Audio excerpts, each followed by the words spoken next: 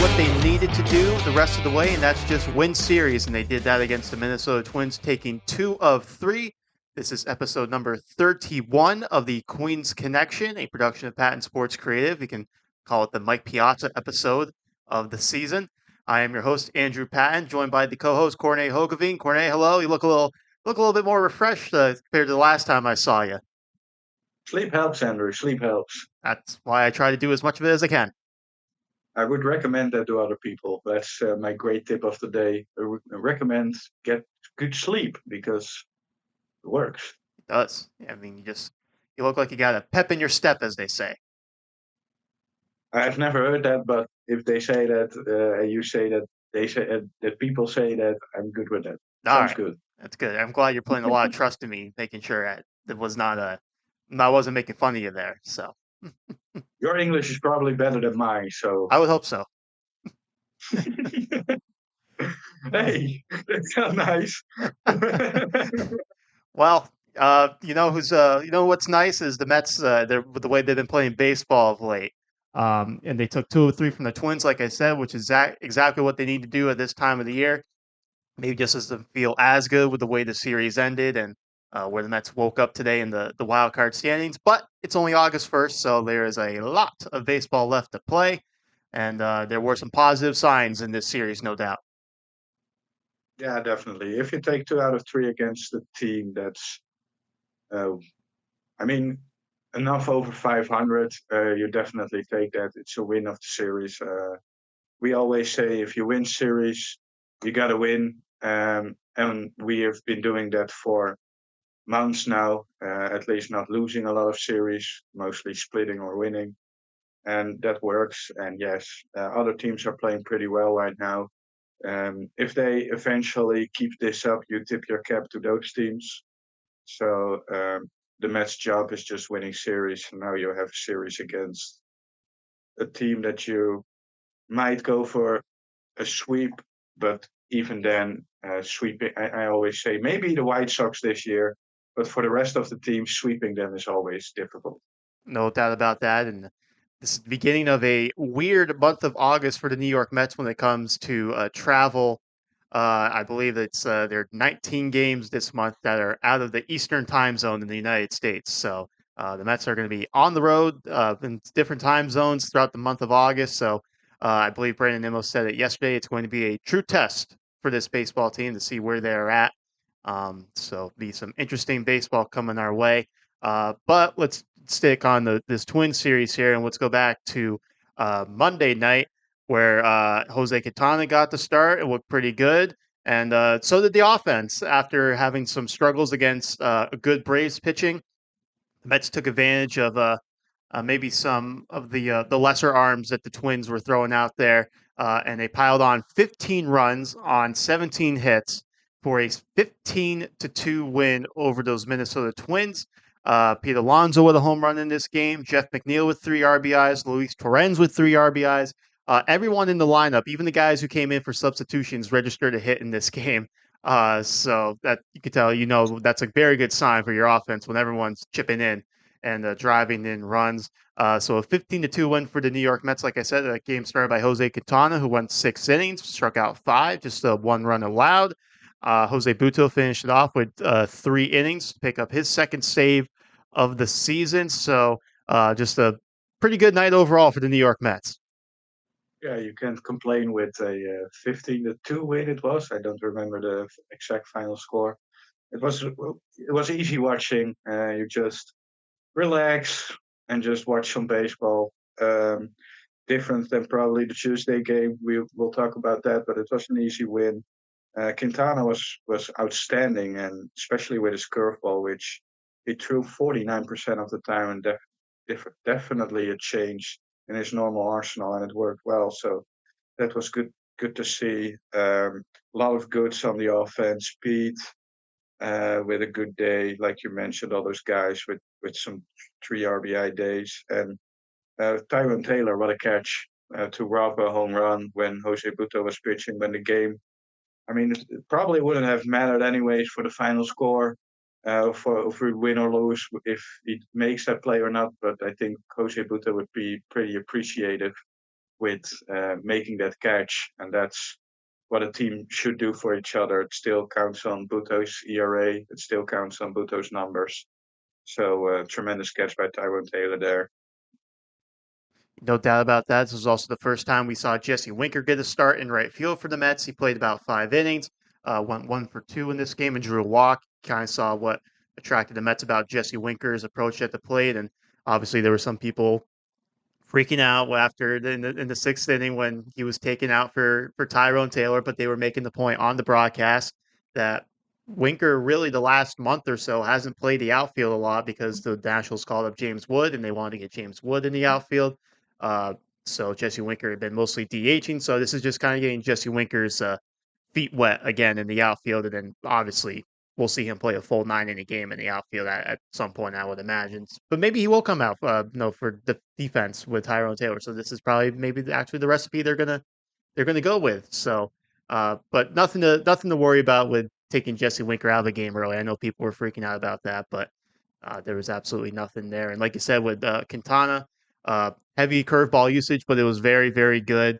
Um, so obviously a very good sign to see with Quintana throwing the ball well like that. It was not the only good pitching performance the Mets got by a left-hander in this series, but just a very good overall night for the Mets as they took the series opener from the Twins, 15-2. A little bit of a tease there by me because Sean Manaea got to start in Game 2 and was absolutely dominant. I feel pretty comfortable saying his best start as a Met in a 2-0 win. So a little bit of an opposite from the night before. It was a little bit of a closer game here. But the Mets struck in the 4th inning, with thanks to JD Martinez with an RBI single, and then Mark Vientos the next inning with a home run. So those were the 2 runs the Mets scored. Because Sean Manaea was just dealing on the mound, going 7 strong, 2 hits, 1 walk, 11 strikeouts. The bullpen finished it off as well. Stank pitched 2/3 of an inning. He brought Diaz in for a 4-out save.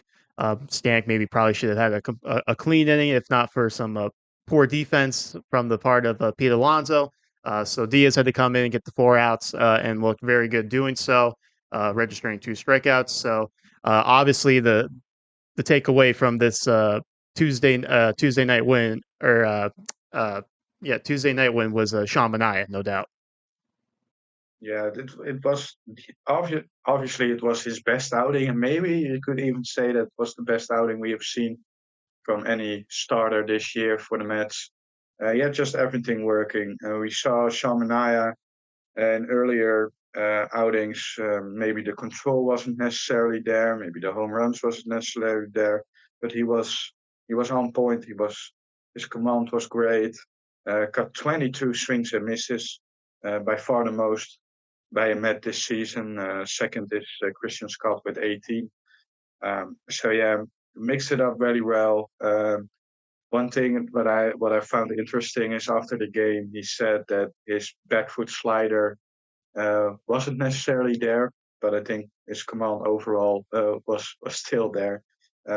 Mixed it well. Fastball was mostly up in the zone, and then the changeup and sweepers down to change the eye level. So it was really fun to watch Shamanaya in his strong outing.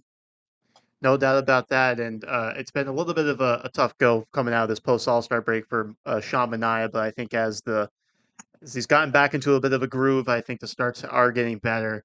Obviously, so that's very good to see with Sean, and hopefully he can keep that up because obviously with Senga out, the Mets are gonna rely on these guys like Severino and Manaya and Quintana to give them good quality innings, and the new guy that they acquired as well, which we'll get to in the trade deadline recap and all of that.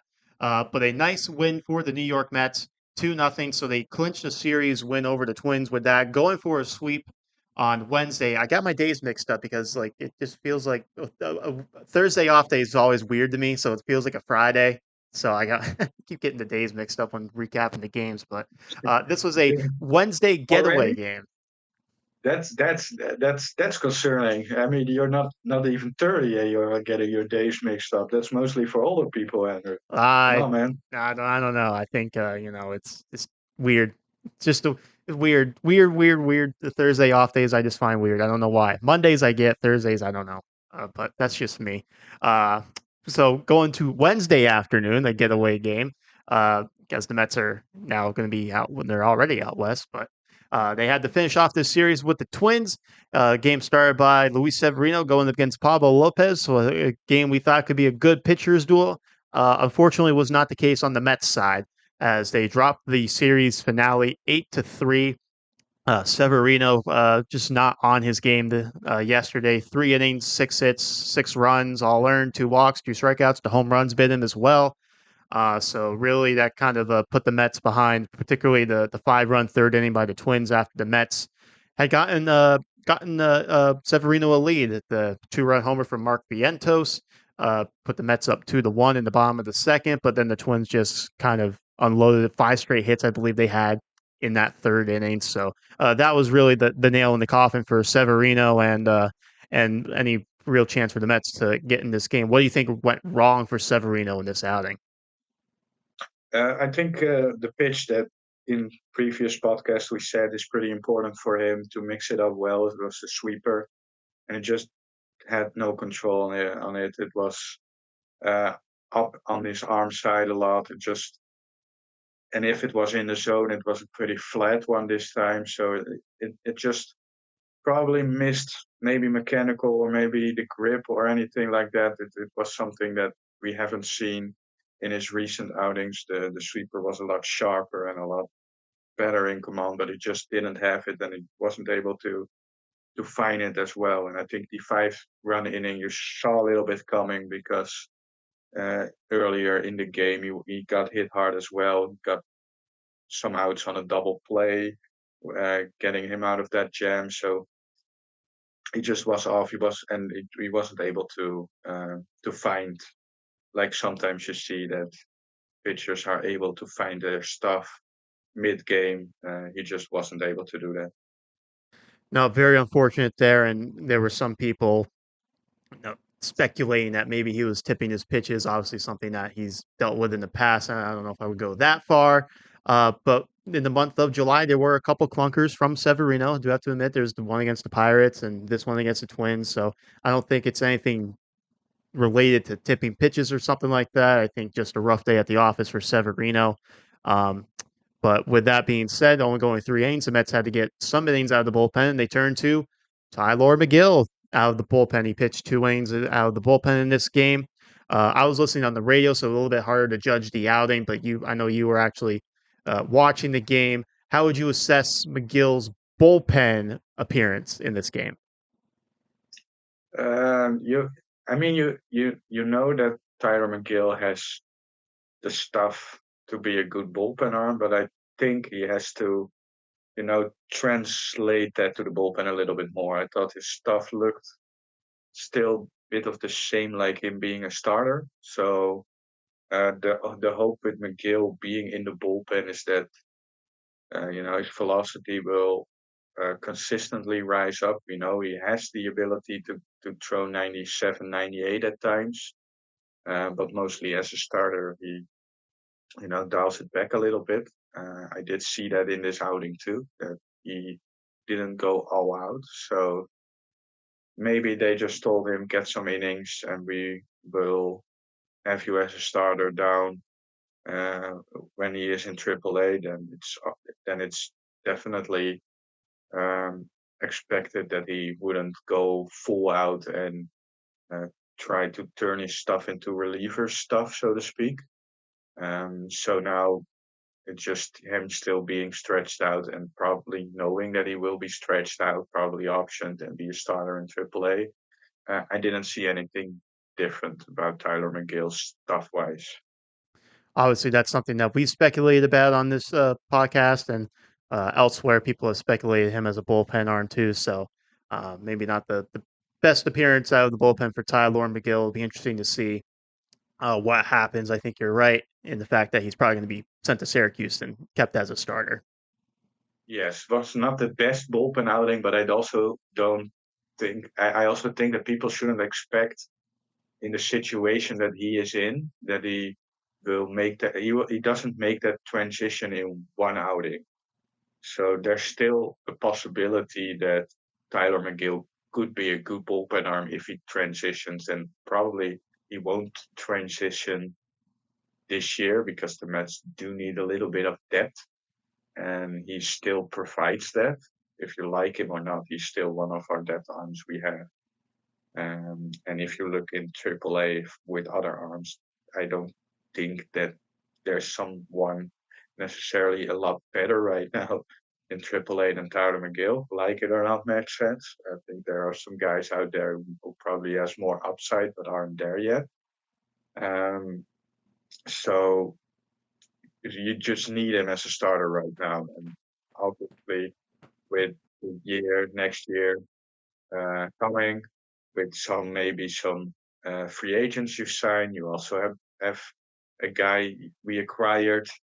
We have that guy for next year, so maybe then you have the ability to move Tyler McGill to the bullpen and let him truly transition. Because I don't think we can expect that right now. Yeah, no, we all can't be like Jose Buto and just make the transition look so easy going from starter to reliever. I do think if McGill is to become a reliever, they got to kind of make that his off-season approach, train like one.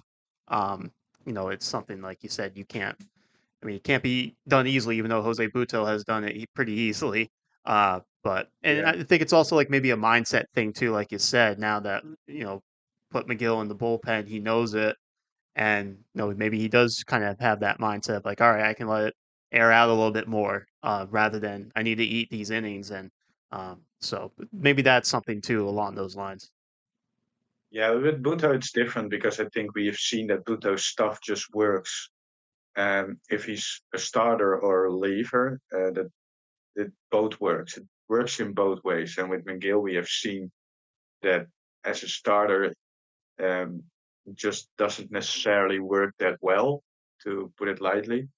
So you hope that his stuff works better. And I think that's the difference with Buto and McGill right now.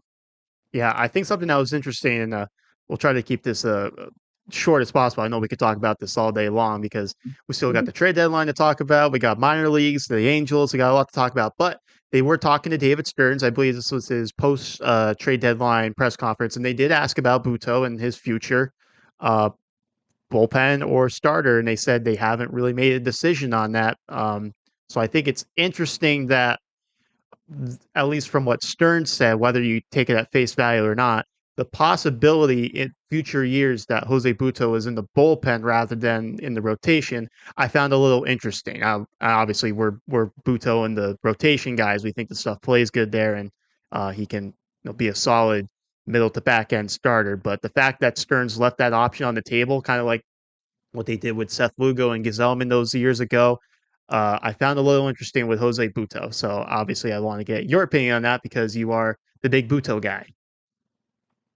I mean, whatever works. If Buto is a great reliever who gives you multiple innings in the bullpen, that's very, very valuable right now. Um, I still think he's a good starter, but maybe they can, you know, add starters a different way, or maybe they really like what they have in the minor leagues with other starters that they think that they will profile well enough to be starters. And it also depends what you get next year. I think it's not a bad thing that he doesn't just say Buto is a starter next year. Um, maybe you can, add Senga to your rotation. Maybe you sign a guy like Corbin Burns and can add a. Then you already have four starters of your rotation with getting um, one guy because you have Senga, you have Blackburn now, which obviously is a huge part of next year. You probably have Christian Scott. You probably have David Peterson, and then I miss one in my head probably, but that's already four. So um, if you add Buto to that rotation, could be maybe it's the fifth starter, but maybe they think, well, we can re-sign Severino, maybe Sean Manaea. We can keep. He probably won't take his player option, but who knows? Because he's having a good season. So I don't think it's a bad thing to keep your options open in that department and see what the off season brings before you say he's a star. And obviously, there's some big free agent pitchers in the offseason as well that have some connection with David Stearns. So obviously, I think that's going to be a lot of speculation as well.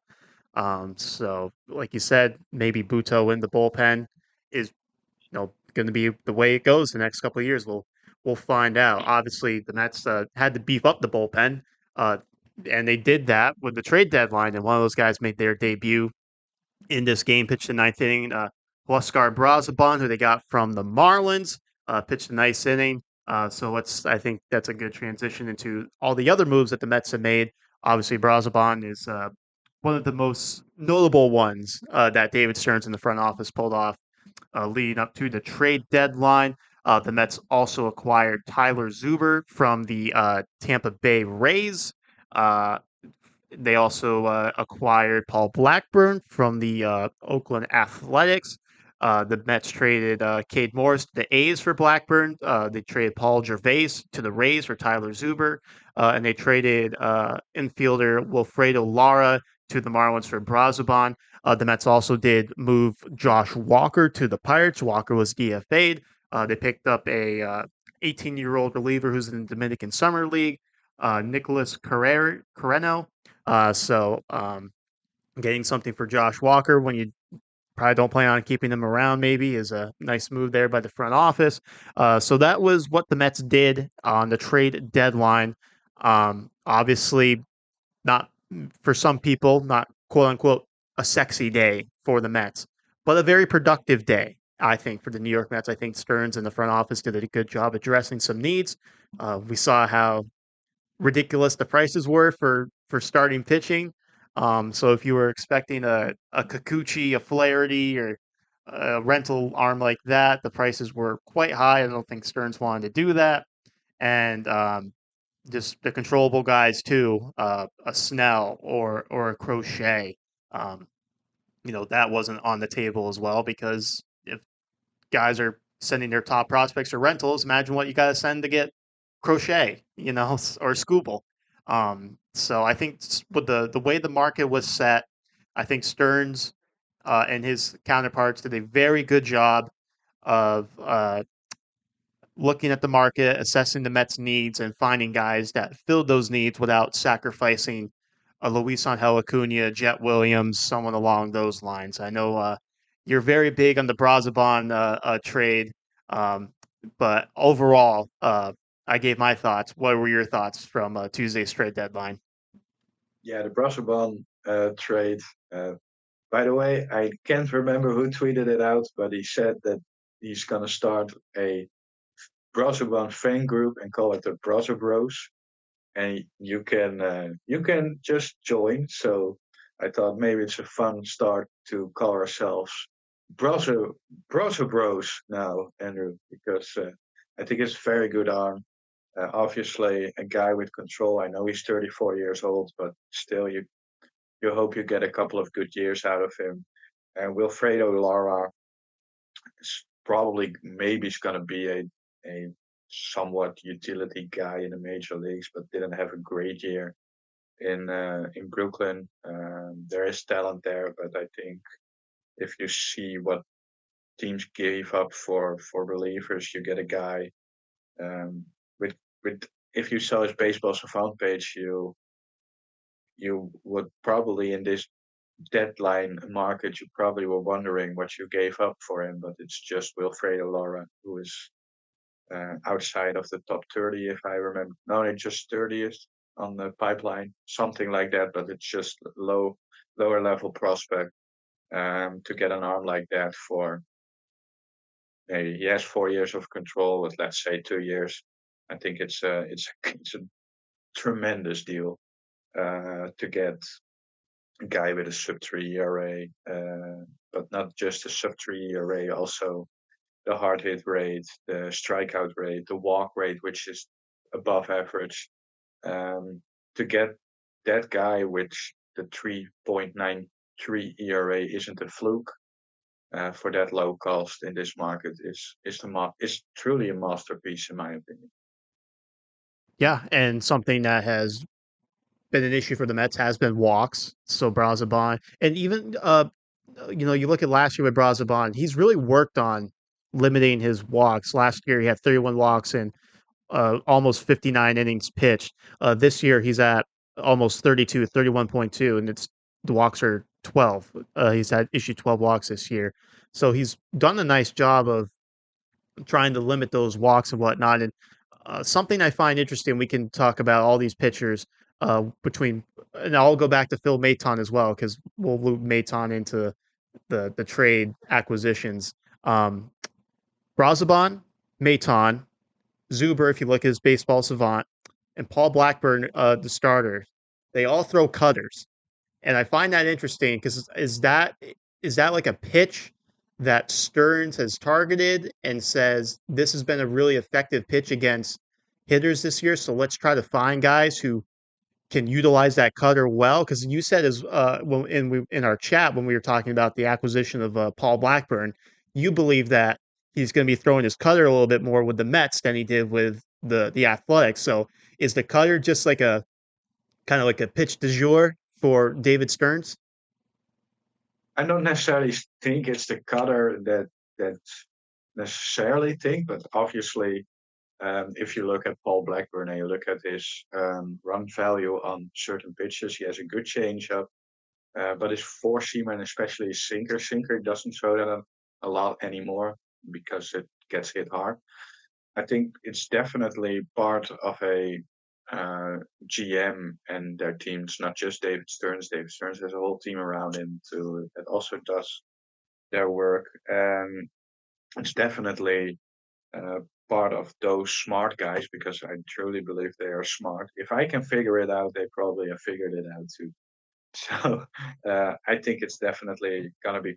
I have a good guess that it's gonna be a part of his arsenal that the cutter is going to be used a little bit more. And I think it's already started with Oakland, so hopefully he can get even more out of his cutter than he already did. Um, I, I mean, we also have seen guys with splitters doing well with the Mets. In Reed Garrett with Kodai Senga had a great splitter. So it's not just the cutter, but it's obviously um, when you have a pitch that's a little bit different than a straight four seamer, it can definitely help for guys like Blackburn, who isn't overpowering, who definitely needs different weapons to get out. For Brazoban, though, who I think has a 99-mile-an-hour four-seam fastball, he's probably getting, you know, he can make a little bit more mistakes with his four-seamer than Paul Blackburn can. Yeah, and obviously some people are, I don't want to say disappointed, but for the start they acquired Paul Blackburn, I think it was kind of like that's what they got, you know. But if you really dive into Paul Blackburn, like he's not that bad of a pitcher. Obviously, he's not a Senga level guy, but as David Stern said, it's hard to replace a Senga level guy. And if you wanted to, you were going to have to pay a hefty price. Something I don't think, as the no Stearns has said, all options are on the table. No, I don't tend to believe that very much. I think there were guys that were definitely off limits. And those guys that were off limits were going to be the guys they had to sacrifice to get those Senga level guys. So I wouldn't sleep on the Paul Blackburn thing. Is he going to go out and throw 7 shutout innings? Probably not. But what he's going to do is he's going to give you no, he's going to eat innings. He'll give you a solid start. I know his last one for the A's wasn't great, but he just came back from a foot injury. He's getting settled back in. I think Paul Blackburn is going to be a very nice addition to this team, especially after what we've talked about with McGill, where there's just kind of that trust factor that's not really there. Paul Blackburn's been around the league for a while. He knows how to pitch. Like I said, he throws the kitchen sink. So I trust Paul Blackburn to go out and give me 5 to 6 solid innings compared to McGill right now. Yeah, it's obvious that Paul Blackburn will most likely allow some runs, but I think also the offense has been good lately and good enough. This lineup should be good enough to put some runs on the board for him too. So I think it's if you have if a team where pitching is even more important because you don't have, like the Mariners, for example. The Mariners desperately need good starting pitching to compete. I don't think the Mets are in that boat. I think the Mets offense, besides the first couple of months, has been very decent, maybe even very good. And I think Blackburn fills that need for a guy who just gives you innings, who gives you quality, but won't give you, what Senga can do with 11 strikeouts, or what Sean Manaea did on Tuesday, 7 scoreless innings, 2 hits, 11 strikeouts. You're probably not going to see that with Paul Blackburn, and I think it's unreasonable to expect that. I think he might have a little bit of a difficult time with very good lineups, but with mid to low lineups, he will give you quality. And quality is what the Mets need right now. And we can just touch on Zuber real quick because I think he's a fascinating story. Had a short stint with the Royals back in 2020 and 2021. Pitched an independent ball this year for the Long Island Ducks. Went to the Rays on the minor league deal. He's pitched in 2 games for them and struck out 4 batters and 3 in the third. Um, so I believe it was someone on your Facebook who said he has the chance to be the first person to pitch for the Ducks and the Mets in the same season. So that would be very interesting to see. And Stearns said, because I was listening to the radio broadcast, Stearns was in the radio booth, and something I found interesting is, well, 2 things. A, they were actually talking about Zuber with the Rays for a couple of weeks now, so this is obviously someone the Mets had their eye on, maybe even back in when he was in independent ball. But B, he said they also kind of, I don't want to say put themselves in this situation, but with where they were at with optionable relievers, uh, they needed someone that had some more flexibility there because we talk about Josh Walker with these new option rules. We counted it up. He was at the point where if he got recalled again and optioned, he had to go through waivers because it's like a 5 option per year thing or something like that. Because they're trying to limit the up downs and whatnot. So he said getting a guy with some options was on their radar, and that's what they got with Tyler Zuber. Did have to go with Paul Gervais, who's been a nice arm in the Mets minor league system. But Zuber, I find a very interesting a piece acquired by David Stearns. Yeah, that's a great point by David Stearns, and that's why David Stearns is David Stearns, and I am sitting here in my room. Um, didn't even think about that, but yeah, that's make that. I wasn't necessarily a huge fan of this move because I thought it was maybe not necessary, but with David Stearns now mentioning it probably was, and then I did say the option years were a factor in Josh Walker, but I don't necessarily know all the others, but probably is maybe a same issue. So yeah, kudos to him for making that move. I just didn't love that Paul Gervais was going the other way around because I really think, especially with the race now, you just know it. But I even with the Mets, I thought that Paul Gervais would be a bullpen arm. That maybe even next year could be that type of guy, that option back, and hopefully the next step to be that Neil Nunez guy. I really liked Paul Gervais stuff, so for me that's a reason why I thought, was it really necessary? But yeah, we need it, guys. Paul Gervais isn't. If Paul Gervais um, was better and the Mets were not necessarily in a race, you could have said, well, Paul Gervais can be that guy, the guy that still has options left. But right now, it's probably not the smartest idea. So good move. And there's definitely a lot in Zuber. I saw that his stuff plus, which I'm not necessarily familiar with, but probably looks at the stuff of a pitcher was really good. Um, so definitely interested to see how he will pan out in this bullpen. No doubt about that. And so that is what David Stearns and the Mets did at the trade deadline. And I think we're both pretty satisfied with what they came away with. Maybe some guys we were disappointed to see part, but when you're in a race like the Mets, sometimes you gotta do that. Overall, I think with what we parted with, obviously you have guys you like in the minor leagues, but I think overall the guys that they parted with, even if you look at Tyler Stewart for Jesse Winker, it probably or maybe weren't guys that Mets for the same reason I explained last week with Tyler Stewart.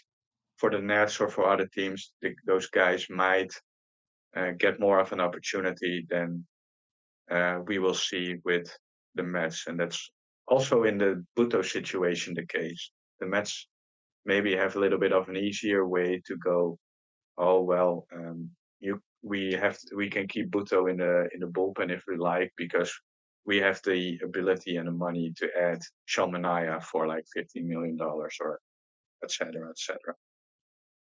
Well, job well done, we say, by David Stearns and the Mets front office.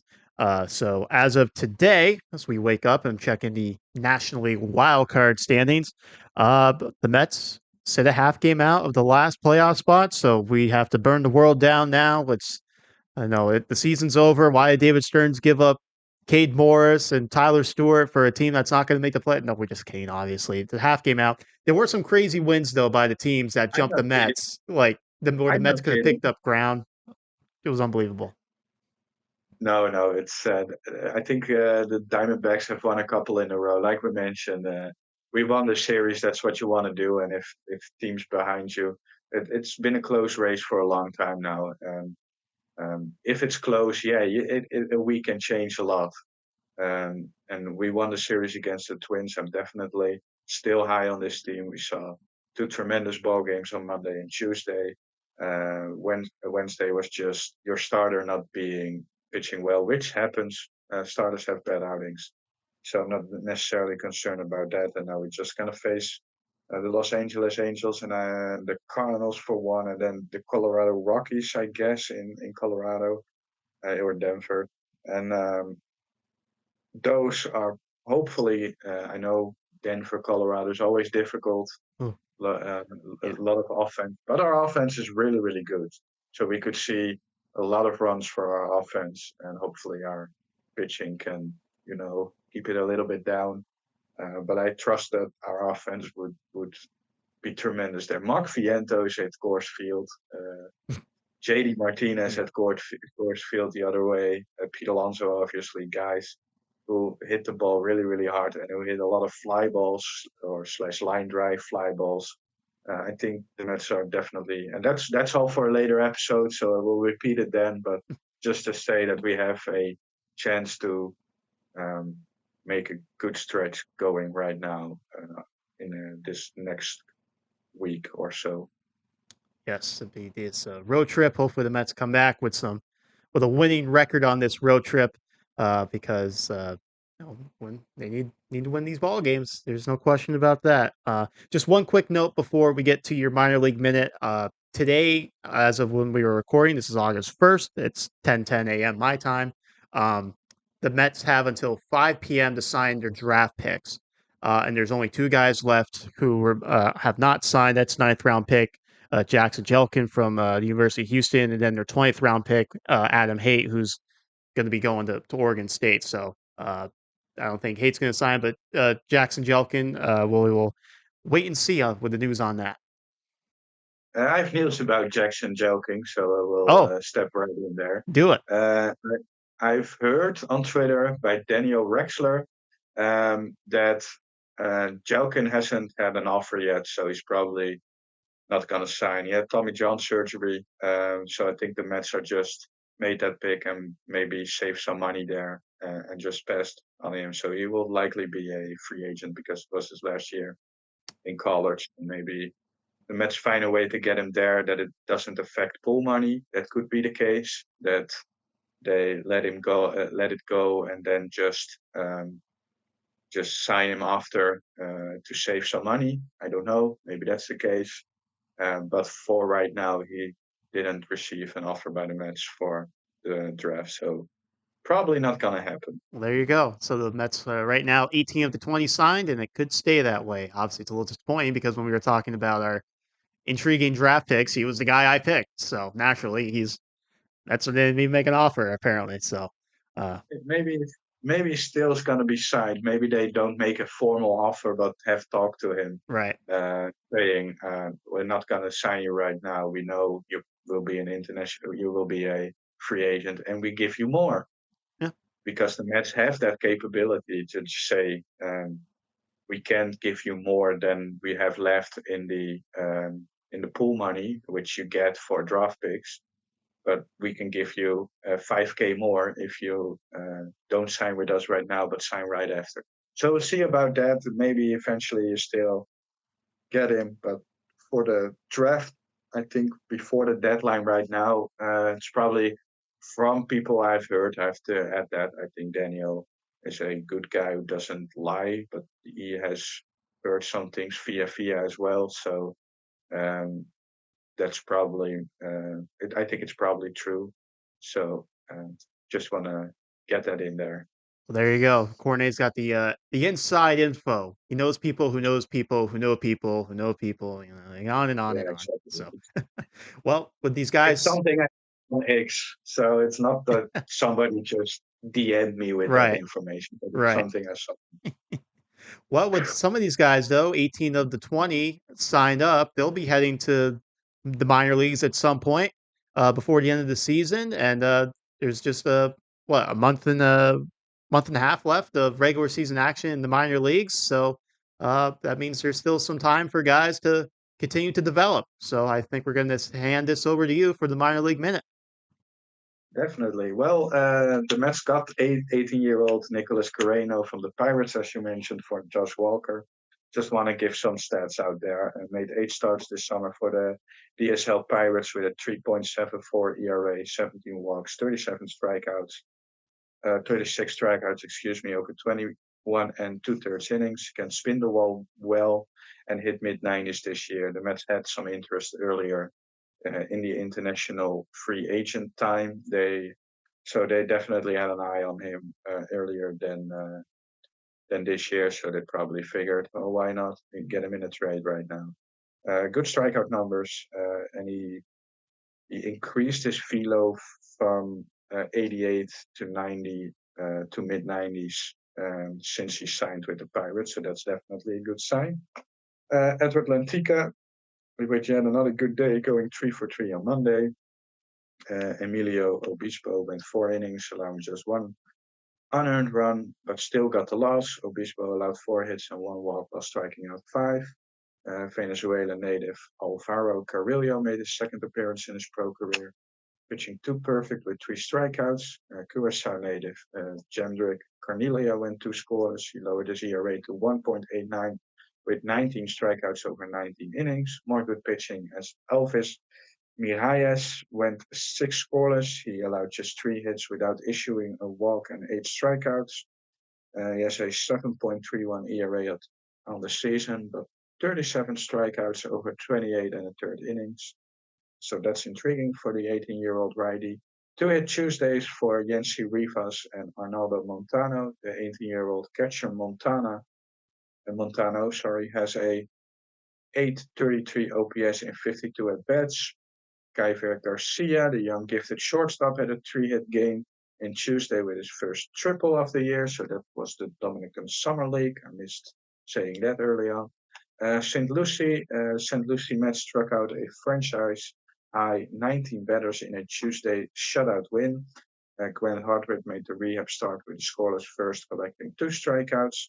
Saul Garcia followed with 9 strikeouts over 4 innings. Irving Coda made his St. Lucie debut, striking out 3 over 2 innings. Gregory Lewis kept his strong season going with 5 strikeouts over the final 2 dominant outings for the St. Lucie Mets in a shutout win. Colin Houck went 2 for 2 in the win, driving in 1. Jonathan Henriquez who had a good season in the Florida Complex League, collected his first double and RBI for St. Lucie in a 1-for-4 day. Houck also homered the day after his fourth, but he did make 3 errors in that same game. So even when he's hitting well, he finds a way to struggle at some point this year. It's just how it goes for Colin Houck. Boston Barrel and Ronald Hernandez had good days on Wednesday. Barrel went 2 for 4 with 2 RBIs, and Hernandez had a 3-for-5 day. Edgar Moreta was the unlucky one with Colin Houck's 3 errors. He allowed 4 runs, but none of them were earned over 4 innings. He allowed just 1 hit and 1 walk with 4 strikeouts. Brooklyn, Jonathan was at it again. He was strong over 5 1/3 innings of 2-run balls, striking out 10. He now has 124 strikeouts over 83 innings this year. Mattea Gill went 3-for-4 with a double and his sixth home run. Jack Weniger also pitched, allowed 2 runs over 4 with 5 strikeouts. And I mentioned Eduardo Herrera last week. He's been a tremendous pickup for the Mets. Since joining the Mets organization from the Rockies, he has allowed 1 run over 15 1/3 innings with 27 strikeouts. He pitched 1 1/3 more scoreless relief for Brooklyn. Binghamton, Dakota Hawkins made his Double-A debut with 4 runs in 3 innings. In the same game, Josh Ayika struck out 3 over 3 scoreless innings in a 6-0 loss. Kevin Parada had one of the 2 hits and the only extra base hit for the Ponies on Tuesday.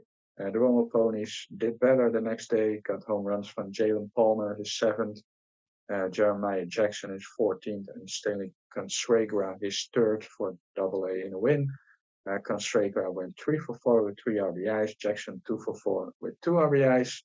It was more than enough for Joander Suarez, who was awesome with 5 perfect before allowing a 6th-inning hit.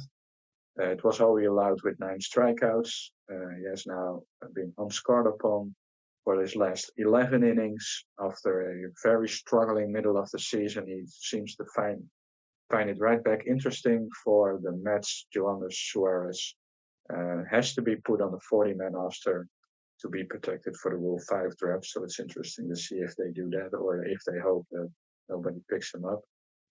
Sean Reed Foley pitched an inning, striking out the side in the shutout win as well. At Syracuse, Mike Vassell was outstanding over 7 innings of 1-1 ball. He allowed just 4 hits and 2 walks while striking out 8. He's been improving every month. I think his ERA in July was 3.32. I'm not 100% sure about that, but every month he's getting better and better, so that's good to see. Trey McLaughlin made his Triple-A debut with a scoreless inning, striking out 2. Luke Ritter went 3-for-3 with a home run, double, and 2 walks. His OPS went up to 874, 20th home run of the year for him. And he did homer again, but I forgot to add that to the OPS. So it was the OPS before Wednesday's game for Luke Ritter, just a disclaimer. Mike Brousseau also homered on Tuesday, his 12th. Luis Angel Acuna had 2 nice days, 2-for-5 on Tuesday with an RBI. Then he drove in 2 on Wednesday. And besides the Ritter home run on Wednesday, also JBJ and Austin Allen homered. Unfortunately, it wasn't enough as Joey Lucchesi struggled mightily in a high-scoring affair loss on Wednesday. Joelmy Ramirez did make his Triple-A debut, skipping Double-A with a scoreless inning and 2 strikeouts. There you go. That's all you need to know in the minor leagues as of right now. So It's probably more, but that's what I those are picked. the noteworthy things to share. For me, at least. Well, today is an off day on Thursday, so if you have MLB.TV, this is not a paid advertisement or anything like that. But if you want to watch some of these minor league guys, you can do that because the Mets aren't playing today, so it doesn't always hurt to check in on the minor leagues. And while the Mets are off today, they're back in action tomorrow for a 3-game weekend series with the LA Angels. Still with some TBDs for the Angels, but I believe they said in the broadcast that Tyler Anderson is most likely to take the mound for them on Friday night. He was their All-Star, and he will be going up against the newest member of the New York Mets. That's Paul Blackburn. Make his Mets debut Friday night. Saturday, David Peterson gets the ball for the Mets. And then on Sunday, it's going to be Jose Quintana to finish things off by Disney World. So, with that being said, it's now time to pick the players of the series. Who is going to be the best offensive player? Who's going to be the best on the mound for the Mets? We are going to put a name to the claim for that. And we are a pitching podcast, so pitcher goes first. And that is me this series. So why not go with the new guy, Paul Blackburn, to make a good first impression with his new team, and maybe uh, shut some of the haters up of the Paul Blackburn trade. So let's go with Paul Blackburn to have a nice Mets debut out in Anaheim. Yeah, I figured you would have gone that way. You're a little bit predictable with that one, but it's okay. I think I would honestly do exactly the same. Or you could go with former Angel Jose Quintana to pitch well. He was an Angel, right? Or did I mess that up? That sounds kind of right. Why don't you pick your guy and then and I'll look that up for you. Angels lefty guy. I'm going probably also with an unsurprising guy, but Mark Vientos, back-to-back days with home runs, facing lefty Tyler Anderson tomorrow. Um, just he's just got to pick it up. He keeps doing well, and he's gonna have a big series and a big week. I like the pick. I like the pick. Jose Quintana was in fact an Angel for 24 games in 2021. He started 10 of those games, and let's just say the stat line is not very impressive. We'll put it that way for Jose Let the Quintana. let the Angels hate him more, and that he's gonna shove on Sunday. That's a Right, good right. idea. And great idea, by the way, with saying that people should watch minor league games if you have MLB TV. You could also do that before the Mets game because we are on the West Coast. That's right. So make it a nice evening. Grab a nice glass of whiskey or beer or whatever you like, or a glass of wine. Get some nice cheeses with it, and just watch a full evening of baseball. That just sounds great, right? That sounds, I no, sounds like it's up some people's alley. That's for sure. Obviously, you say West Coast, so the games on Friday and Saturday are 9:38 Eastern time start times, while on Sunday it is 4:07 start time Eastern. So that is what's on tap for the New York Mets. You like what I said there? On tap. Talk about the beer and everything. Whatever. I don't Oh care. wow! Awesome! What a great joke. Oh, whatever. I'm You not know, here. I'm not here to impress you. I don't feel like I have. but remind me of something. You should still do your Trump impersonation on this podcast. Yeah, that's something I really want to do on this podcast. Yeah, that's gonna be that. Yeah, no, I don't think that's gonna happen. I don't want to. Not gonna piss anyone off on either side of that argument. So let's. Hey, if you are funny, you're funny, Andrew. That's true. I do find myself to be a funny guy. Just ask me. So Are you funny? I think I am, but you know, that's just my opinion. So Yeah, that's well. yeah, that's all good, Andrew. That's okay. Well, in my opinion as well, I think we're gonna have a nice couple games to talk about here on Monday when we're back in action. So hopefully the Mets can do their part to make that so. So with that being the case, I think we're gonna wrap things up here. So we'll thank Mr. Corne Hogeveen for sharing his wisdom with us at the major league and minor league level, and we will talk to you on Monday, sir. Yeah, Monday. Yes, Monday. We decided with the one game series for the Cardinals that's left that we're gonna do Monday. Sounds good to me. Perfect. Yes, as Mr. Hogeveen just said, we're gonna wrap that one game against the Cardinals into the Rocky series as well. So give us a little bit of a break from each other because I just can't stand him.